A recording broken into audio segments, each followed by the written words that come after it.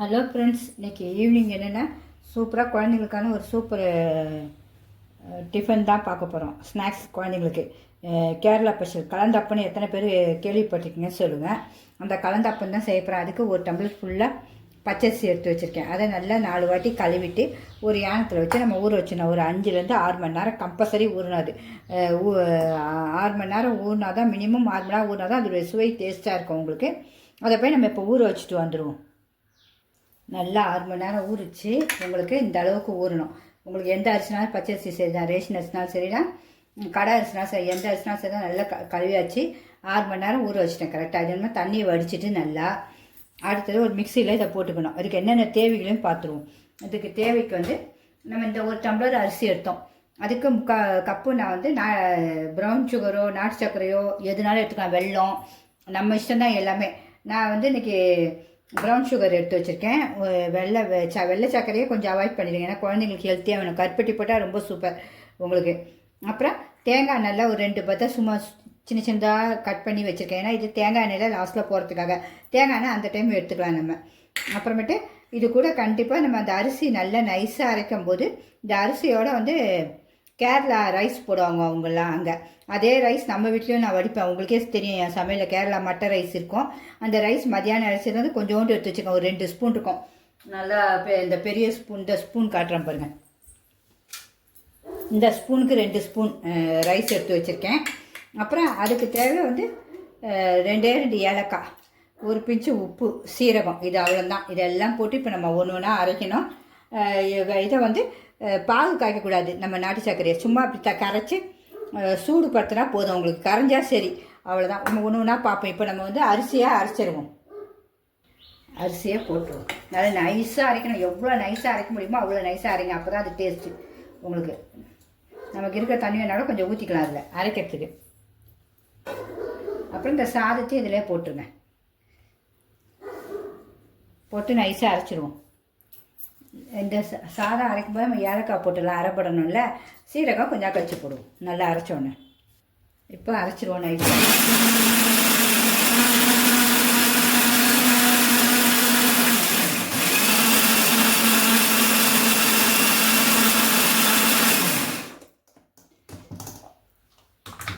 நம்ம 1/4 டம்ளர் கூட தண்ணி அதிலே நம்ம வடிக்காத தண்ணி இருந்துச்சு. இந்த பாருங்க எவ்வளோ நைஸாக அரைப்பிடிச்சு பாருங்க. இந்த பதத்துக்கு இருக்கணும்.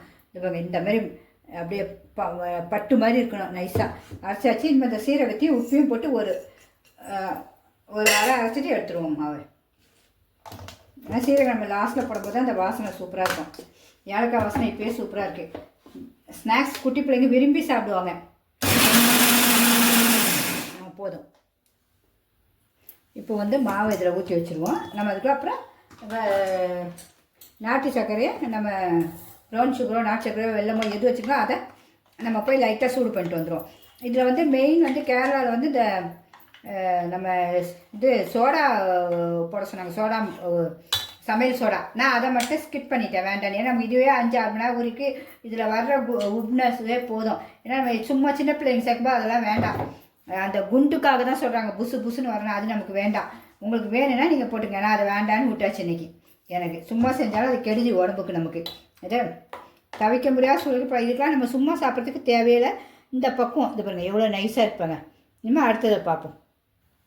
3/4 கப்பு நம்ம வெல்லமோ சர்க்கரை எதுனாலும் சரி, அதுக்கு நம்ம ஒரு 1/2 கப்பு தண்ணி ஊற்றணும். இப்போ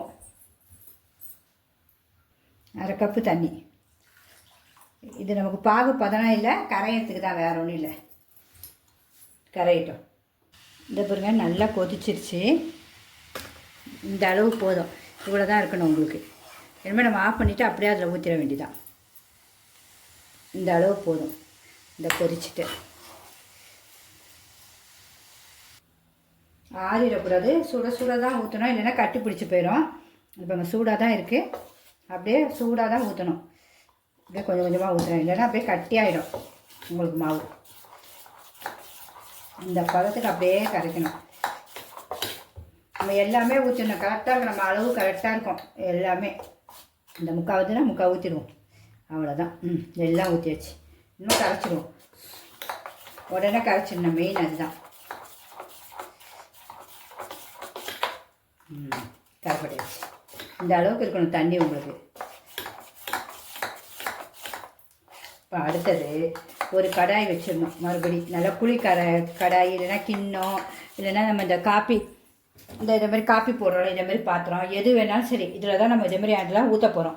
உங்களுக்கு அந்த இந்த கலந்தப்பத்தை அதில் தான் ஊற்ற போகிறோம். இப்போ ஸ்டவ் பற்ற வச்சாச்சு, நம்ம கடாயும் வச்சாச்சு. கொஞ்சம் தண்ணி போனோன்னே தேங்காய் எண்ணெய் தான் இந்த கலந்தப்பத்துக்கு மெயின். தேங்காய் எண்ணெய் தான். எல்லாமே நான் சொல்கிற மாதிரி செய்யுங்க, சூப்பராக வரும். உங்கள் வீட்டில் எல்லாருமே விரும்பி சாப்பிடுவாங்க. எண்ணெய் நம்ம தேங்காய் எண்ணெயே ஊற்றிடுவோம். ஊற்றிட்டு இதையும் போட்டோம். ஒரு செகண்ட் இதை நல்லா கொஞ்சம் கலர் மாறணும் உங்களுக்கு. ஹையில் தான் வச்சுருக்கேன். இந்த ஹையில் வச்சு தான் செய்கிறேன். எண்ணெய் தேங்காய்னா அப்படி வீடே மணக்கும் உங்களுக்கு.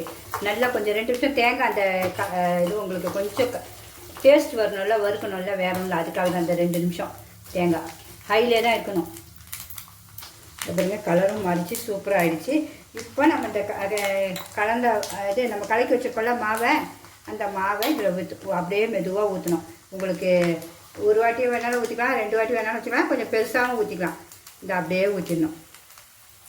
நான் கொஞ்சம் நல்லா பெருசாக தான் ஊற்றுறேன். ஒரு 20 நிமிஷம் ஒரு நிமிஷம் அப்படியே விட்டுருங்க. இதுலேயே அப்படியே இருக்கட்டும். அதுக்கப்புறம் நம்ம மூடி போட்டு ஒரு நிமிஷம் அப்படியே சூட்லேயே இருக்கட்டும். அதுக்கப்புறம் இந்த பாருங்க மேலெல்லாம் இந்த பபுள்ஸ் மாதிரி வரும் பாருங்கள். இந்த பபுள்ஸ் மாதிரி வந்த உடனே ஸ்டவ்வை குறைச்சிடணும். அவ்வளோதான். குறைச்சிட்டு 15 நிமிஷம் அப்படியே மூடி போட்டுருவோம். 15 நிமிஷம் வச்சு பார்ப்போம். இந்த 15 நிமிஷம் வச்சு பார்ப்போம். நீங்கள் சின்னதாக வேணாலும் ஊற்றிக்கலாம். நான் ஒரே இதுவாக பெருசாக ஊற்றிட்டேன். ஆனால் அது அப்புறம் சூப்பராக இருக்கும். நம்ம கட் பண்ணி கூட சாப்பிட்டாங்களா கேக் மாதிரியும் இருக்கும். நீங்கள் சின்னதாக வேணாலும் சின்னதாக அப்பப்போ தேங்காய் போட்டு நம்ம தேங்காய் எண்ணெய் ஊற்றி கூட நீங்கள் செஞ்சுக்கலாம். இல்லை புளி இந்த பனையார சட்டியில் கூட உங்களுக்கு கொஞ்சம் கொஞ்சமாக சின்னதாக செஞ்சுக்கலாம். எனக்கு இப்படி ஒரே இதுவாக உங்களுக்கு காட்டுறதுக்கும் நல்லாயிருக்கும். பார்க்கறதுக்காக செய்கிறேன், வேறு ஒன்றும் இல்லை. மூடி 15 நிமிஷம் ஸ்லோலே தான் வைக்கணும். நம்ம உண்மையாகவே என்னுடைய சமையல் பிடிச்சதா கண்டிப்பாக ஒரு லைக் பண்ணிவிடுங்க.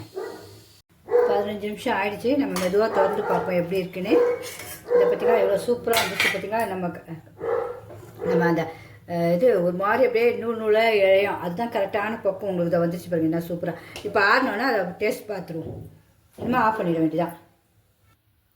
நம்மளுடைய கலந்தப்பம் எவ்வளோ அழகாக ரெடி ஆகிடுச்சு பார்த்திங்களா. இனிமேல் இதை அப்படியே நம்ம வெட்டி சாப்பிட்ற வேண்டியதான். சூப்பராக இருக்கும்.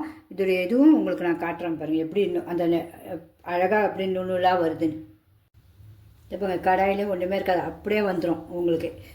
அதுதான் மெயின். அப்புறம் அதுமாதிரி இங்கே பாருங்கள் சூடாக தான் இருக்குது. லைட்டாக உள்ளே இப்படி நல்லா கலர் மாறிக்கணும். அப்போ தான் அதோடைய சுவையை டேஸ்ட்டு. வெட்டும் போது உங்களுக்கு காட்டுற பாருங்கள். உள்ளெல்லாம் தேங்காய் பாருங்கள் எப்படி எப்படி சுற்றி இருக்கும். அப்படியே நமக்கு வெட்டும் போது அவ்வளோ சூப்பராக இருக்கும். இது பார்த்திங்கன்னா இப்படி எதெல்லாம் வரணும் உங்களுக்கு. இந்த பக்கம் வந்துச்சுன்னா கரெக்டான நீங்கள் கரெக்டாக செஞ்சுருக்கீங்கன்னு அர்த்தம். இப்படி இருக்கணும் பார்க்கவே உங்களுக்கு. இந்த நம்ம இப்போ டேஸ்ட்டும் பார்த்துறோம், சுவா அப்படி இருக்கும். இந்த பாருங்கள் எவ்வளோ சூப்பராக இருக்குது பாருங்கள். எல்லாருமே செஞ்சு பாருங்கள். குழந்தைங்களுக்கு ரொம்ப ஹெல்த்தி, ரொம்ப நல்லா சாஃப்டாகவும் இருக்கும். தேங்காய் இந்த கலந்தப்பத்தை மிஸ் பண்ணவே போனாங்க. ஆனால் உங்களுக்கு கரெக்டாக வர்றதுனா இந்த அளவு தான் வரணும் உங்களுக்கு. இன்னும் நம்ம சோடாமல் போட்டால் இன்னும் போப்போம். நமக்கு சோடா வேண்டான்னிட்டோம், அதனால் போடலை. இங்கே பாருங்கள் இந்த மாதிரி நூலாக அழகாக வரும் உங்களுக்கு. இதுதான் கரெக்டான பதம். இப்போ டேஸ்ட் பார்த்துருவோம். வேறு லெவலுங்க.